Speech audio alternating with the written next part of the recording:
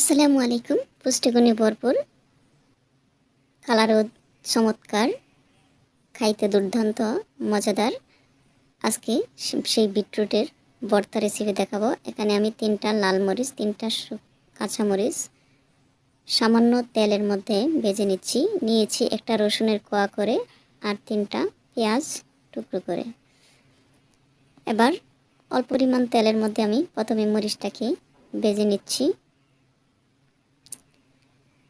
দেখতে পাচ্ছেন আমি আস্তে আস্তে নেড়ে ছেড়ে মরিচটা ভেজে নিচ্ছি। এটা মরিচটা মূলত জাল প্রত্যেকের ফেভারিটের উপর, যে যেরকম জাল খান সেরকম পরিমাণ মরিচ দিবেন। এবার আমি পেঁয়াজ রসুনটাকেও নেড়ে ছেড়ে সামান্য পরিমাণ ভেজে নেব, খুব বেশি ভাজবো না।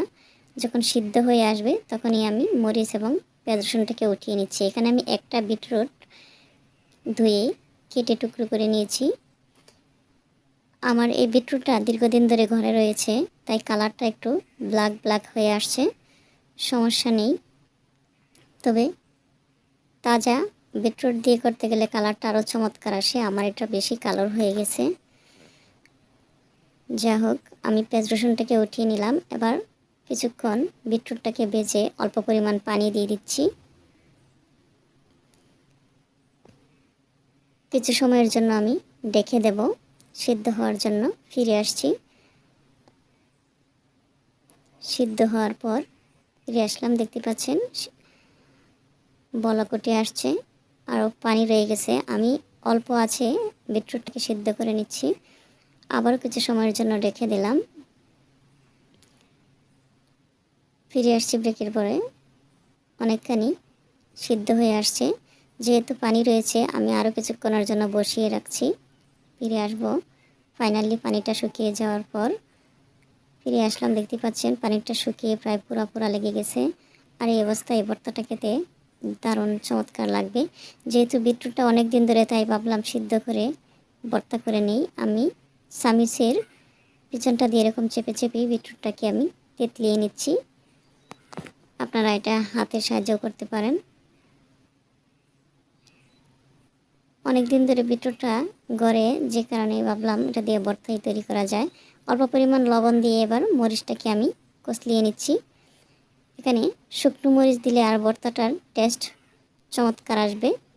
মরিচটা কষলিয়ে নেওয়া হয়ে গেছে ফাইনালি। এবার আমি পেঁয়াজ রসুন ভাজাটা দিয়ে দিচ্ছি। এটাকে সামান্য পরিমাণ তেতলিয়ে নিলাম। এ পর্যায়ে আমি বিটরুটটাকে আরও একটু কষলিয়ে পুরো ভর্তাটা একই সাথে করে মেখে নিচ্ছি। আপনারা চাইলে শিলপাটা বা ব্লেন্ডারও ব্লেন্ড করে নিতে পারেন। তো এই ক্ষেত্রে হাতে মাখা ভর্তাই সবচেয়ে বেশি মজাদার হয়ে থাকে। আপনারা এখানে চাইলে সরিষার তেল অ্যাড করতে পারেন। আমি সরিষার তেল দেই নাই, তেল ছাড়াই ভর্তাটা ফাইনালি হয়ে গেল। যার শরীরে রক্ত শূন্যতা রয়েছে বা মুখে অরুচি, আপনারা চাইলে এই বিটরুটের ভর্তা এভাবেই করে খেতে পারেন। গরম গরম ভাতের মধ্যে খুব দুর্দান্ত লাগবে। ছোটো বড় সবারই একটা ফেভারেট হবে। আমি এই ফ্রাই প্যানের মধ্যেই অল্প পরিমাণ ভাত মেখে খাইতে শুরু করলাম। মাশাআল্লাহ, খুবই চমৎকার হয়েছে।